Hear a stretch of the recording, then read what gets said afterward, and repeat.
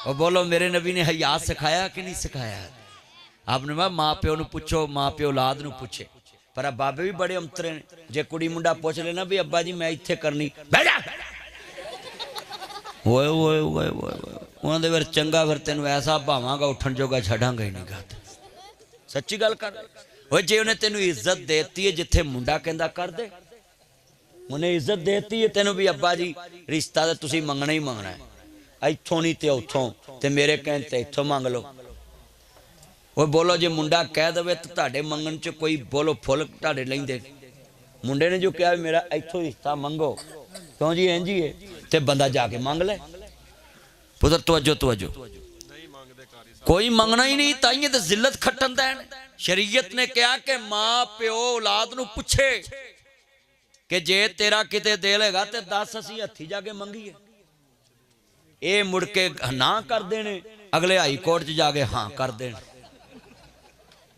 मैं सारे बाबियां नूं कहांगा तवज्जो मेरे वल, इधर मेरे वल, इन्हां मुंडियां नूं पुछ लिया करो, जे तुसीं इन्हां दा दिल ना रखिया ते इन्हां बरादरी च तुहाडा भी कख नहीं जे रहन देना।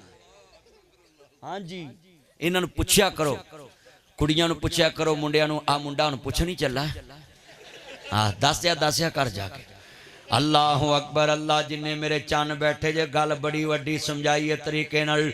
वीरा माँ बाप नूं पुछया कर ते माँ प्यो भी औलाद नूं पुछया करे। अल्लाह अकबर लफज बड़ा वड्डा सी। मेरे नबी ने फरमाया अली अज बिस्तर ते लेटना में, अली ने वीर बन के वखा दिता।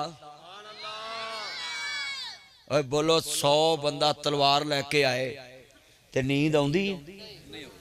इत्थे नुक्कर तलवार होवे, उत्थे होवे, उत्थे होवे ते पर्दा चुकन ते अंदर आ जान, इत्थे कोई बोलो तुसे नींद आउणी? किसी ने छोड़ो मोबाइल, गुफ्तगू सुनिए। मैं नहीं तो हुणे ही दुआ करा देनी है। मैं आप बड़ा थकिया, इन्ना मजमा है, मैं चाहना वा मुहब्बत ना आए ने ते मैं तवज्जो नाल गुफ्तगू करा। अजे ते मैं सिर्फ मुड बनिया, मुड तकरीर तो अजे पता नहीं कदों शुरू होनी जाके। ओए अजे तो मैं सिर्फ तुहानू दसन लगा है कि अली जेड़ा है कोई आम हस्ती का नाम नहीं है। मौला अली पाक कोई आम हस्ती नहीं है। चलियो जिन्नू नबी करीम कहन के मेरे बिस्तर ते लेटना, इनू अली कहंदे ने। अली पाक को आम हस्ती नहीं।